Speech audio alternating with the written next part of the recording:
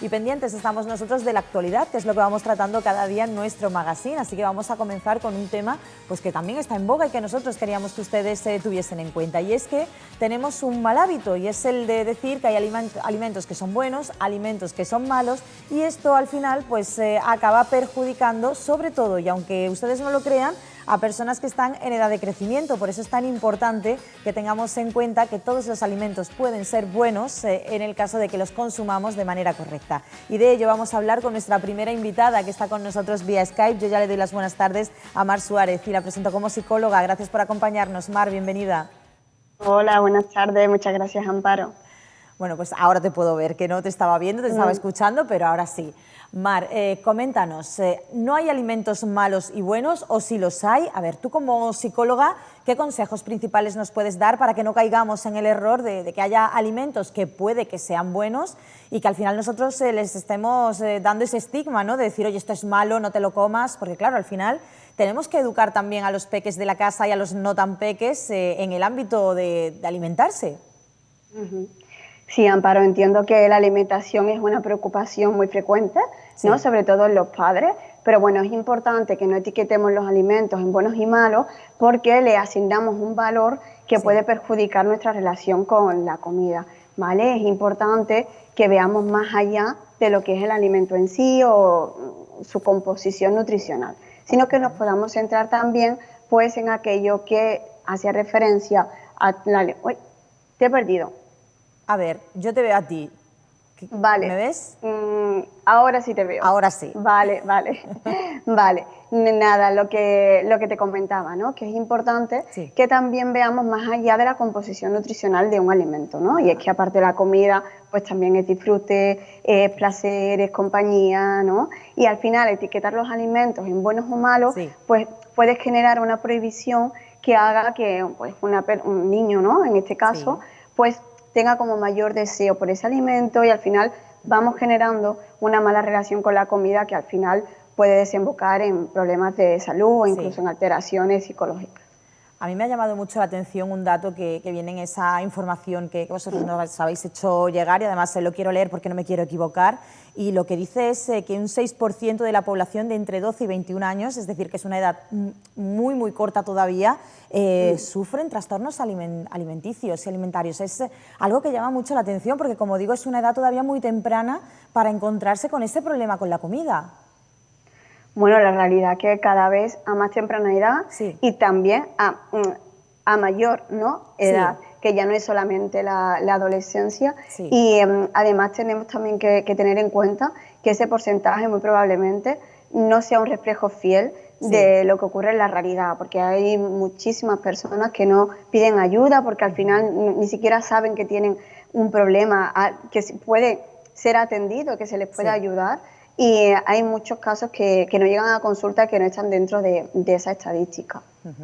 Claro, porque es cierto que es una problemática que tampoco todo el mundo se atreve a poner sobre la mesa, ¿no? Sobre todo cuando estamos hablando de nuestros hijos o de nuestros sobrinos, de gente pues que al fin y al cabo son menores de edad y que no queremos tampoco sacar a la luz algo que, como digo, pues parece que todavía sigue siendo tabú. Sí, totalmente. Es un tabú y al mismo tiempo no solamente un tabú, sino que a veces no lo reconocemos como un problema. Porque hay partes que están muy normalizados, ¿no? Como esa cultura de la dieta al final, de etiquetar alimentos como buenos, malos, como prohibidos, ¿no? Muchas veces el tener ingestas impulsivas o restringir, como que se ve algo como muy normal, ¿no? Entonces muchas veces no vemos el sufrimiento que hay detrás de esa conducta y que quizás la persona pueda necesitar ayuda, con lo cual pues no vamos a consulta. Mar, qué importante es aquí también el tema psicológico, ¿no? Que muchas veces pensamos en que solamente los profesionales como tú tratáis la parte sentimental, la parte anímica. Sin embargo, aquí estamos hablando de algo que todos realizamos un mínimo de 3 veces al día, que es comer. Y qué importante es tener también esa psicología a la hora de saber lo que tenemos delante a la hora de comer y con qué tenemos que llenar nuestro plato y cómo tiene que ser ese trato que tenemos con la comida. Claro, porque al hablar de comida parece que es solamente, bueno, pues alimentos que vamos a ingerir y que nos aporta nutrientes y ya está, pero al final la comida es parte de nuestra vida, ¿no? Y nosotros tenemos emociones, con lo cual si las emociones te afectan pues a tus relaciones sociales, por ejemplo, o a las personas con las que convives, ¿por qué no va a afectar a tu alimentación? Es que no tiene sentido pensarlo de otra manera, con lo cual al final también tenemos que trabajar a nivel emocional, la historia de la alimentación, ¿no? Cómo ha sido educada también en referencia a la alimentación, ¿no? Y esto es papel del psicólogo, con lo cual aquí un trabajo interdisciplinar es súper importante para que se aborde de manera completa. Claro, eso te quería comentar también, que aquí el papel de la familia a la hora de poner un plato en la mesa, ¿cuál tiene que ser? O sobre todo, si alguien se encuentra con que los peques de la casa no lo están pasando relativamente bien y notan algo, que algo está fallando, ¿cómo tienen que actuar? Bueno, pues yo les diría a los padres que pidan ayuda, que ante cualquier duda, pues que pregunten a su médico de cabecera, al pediatra, ¿no? En este caso, y que resuelvan esas dudas. Y si no se quedan conformes, pues que pidan otro tipo de orientación, que llamen hay asociaciones, ¿no? Incluso, o bueno, a consultas de psicólogos especialistas, ¿vale? O a nutricionistas también, ¿no? Que tengan también, pues, cierta formación en esta área, ¿no? Bueno, y que puedan pedir orientación y por lo menos quedarse tranquilos de saber de si sus hijos, en este caso, ¿no? Pues tienen algún problema o no, o está todo normal.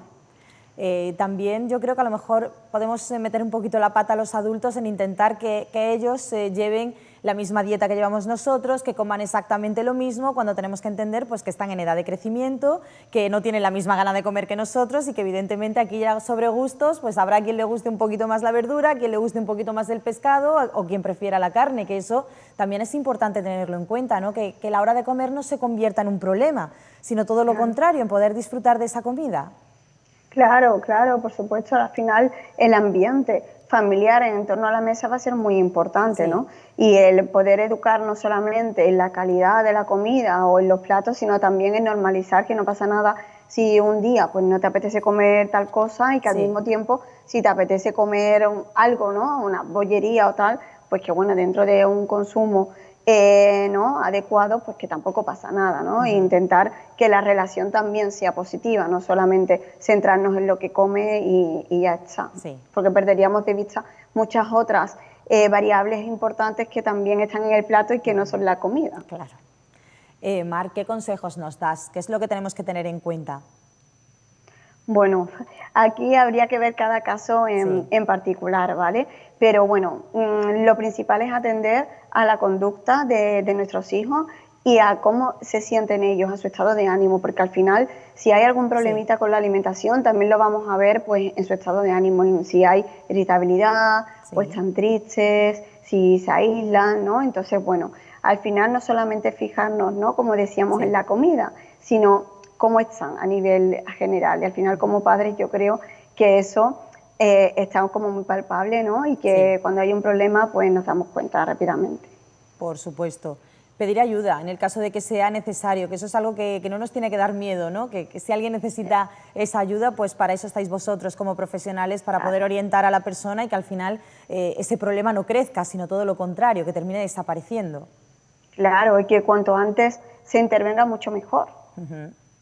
¿Vale? Porque eso va a permitir poder intervenir en un momento en el que a lo mejor el problema es de baja intensidad y eso va a hacer que el pronóstico sea también mucho más favorable.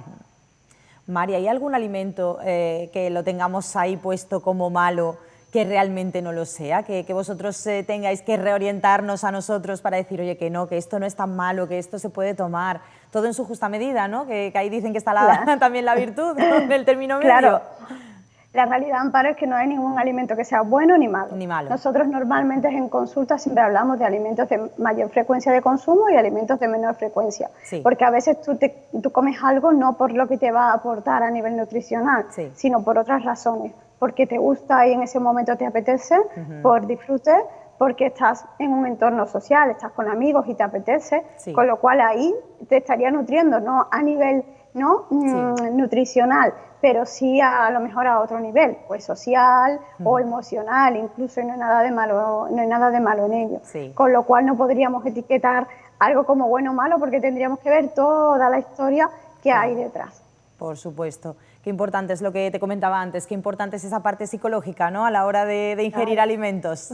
Claro que sí. Es fundamental. ¿Con qué trastornos os encontráis vosotros de manera más habitual entre estos jóvenes de entre 12 y 21 años?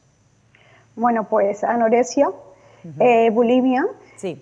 son los más frecuentes, también trastornos por atracón y bueno, recientemente también hay, no se considera como un trastorno como tal, Sí. ¿vale? Pero sí que hay como cierta preocupación por el consumo de comida real, ¿no? De comida muy saludable, Sí. de tener un cuerpo pues muy tonificado. Y aunque, bueno, aunque no está Sí. catalogado como un trastorno psicológico como tal, pero sí que suele ser motivo de preocupación. Y Sí. esto también es muy importante. Hay veces que no todos los síntomas corresponden a un criterio diagnóstico como tal, pero Sí. sí que hay mucho sufrimiento detrás de todo esto. Y entonces es importante que vayan a consulta, aunque no tengan esa etiqueta diagnóstica. No Sí. importa. Lo importante es que si la persona está sufriendo y lo está pasando mal, que pueda recibir ayuda, que es Claro, lo fundamental. claro. Mar, a mí me ha llamado mucho la atención también que ese dato que yo antes leía y que comentaba contigo, también tienen mayoría de niñas que de niños. Esto Sí. también es importante que lo tengamos en cuenta. Claro, pues piensa que al final la influencia de la sociedad es muy importante, ¿no? Y la presión que hay sobre Sí. pues el ideal de delgadez, ¿no? El ideal del cuerpo estético, pues principalmente está muy enfocado hacia la mujer, pero ojo, porque cada Sí. vez hay más hombres y la presión estética también está en ellos y poco a poco, pues, ¿sabes lo que pasa también? Que muchas Sí. veces los hombres no acuden a consulta, con lo cual no están dentro de esa Claro, estadística. claro que sí. Es bueno también que flexibilicemos, ¿no?, ese vocabulario, que dejemos de utilizar no comas eso que es malo, esto está prohibido, no, que utilicemos otro tipo de lenguaje, ¿no?, que podemos incluso decir lo mismo pero de otra manera, ¿no? Claro, claro, por supuesto. Y bueno, y de prohibido nada, aquí no hay ni previsiones, ni castigos, ni premios, y mucho menos Sí. con la comida, ¿no? Porque entonces es cuando la empezamos a demonizar Sí. y le perdemos todo el sentido que tiene, ¿no? Verlo como algo, lo que es, sí, es Sí. comida, pero no solamente nos alimentamos físicamente, sino que también hay que tener en cuenta, pues que y más en nuestra cultura, ¿no, Amparo? Sí. Que todo es, pues, alrededor de una mesa. ¿No? La familia sentada en una mesa, la sobremesa, ¿no? Y bueno, y esto también es cultura, es Sí. gastronomía y está dentro de nuestra vida y no pasa nada. Además, todo esto también lo tenemos que relacionar pues con otro problema que también tenéis vosotros ahí pendiente, que es la obesidad infantil, de la que tanto se habla, y también pues de ese ritmo de vida, ¿no?, que hay que coger buenos hábitos también desde pequeñitos. Claro, sí, bueno, la obesidad es un problema importante, ¿no? Porque por los malos hábitos, ¿no?, que hay Sí, detrás de sí, esta obesidad y que por eso es tan importante la educación desde pequeños y no estigmatizar, ¿no?, los claro. alimentos, por ejemplo, porque al final eso también puede desembocar, ¿no?, en que haya ahí una mala relación con la comida, Sí, que haya ansiedad, ¿no?, o sí. incluso un comer muy impulsivo y que al final todas estas alteraciones muchas veces también están detrás de este problema Sí. de la obesidad. Claro, y los hábitos, que son también fundamentales. Es que Sí. es lo que siempre decimos, ¿no?, que una buena alimentación tiene que ir también con una serie de buenos hábitos, que en esta vida todo va sumando o todo va restando, según si lo hacemos mejor o lo hacemos peor.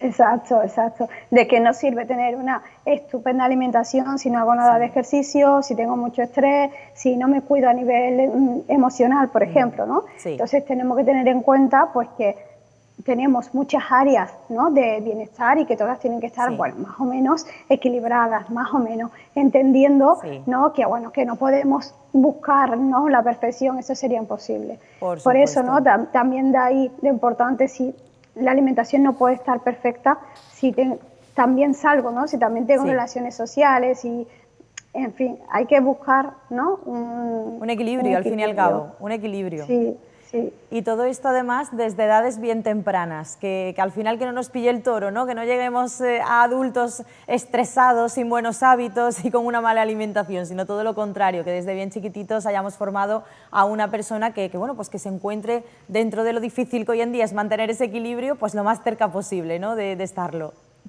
Bueno, eso sería ideal, ¿no? Al final la educación que transmitamos en casa Sí, y también el ejemplo, ¿no?, que transmitamos, pues será con lo que crezcan. Pero bueno, eso no quita que aquellos niños, ¿no?, o niñas que no tengan ese modelo, ¿no?, que no sí, hayan sido educados en ese sentido, pues bueno, tampoco pasa nada y que siempre lo pueden, ¿no?, sí, introducir ellos mismos, ¿no? Lo importante es que al final, para esto, pues bueno, yo creo que nunca es tarde y que los buenos hábitos se pueden reconstruir, se pueden llegar a ellos y sí. seguro que va a tener un impacto positivo de todas maneras.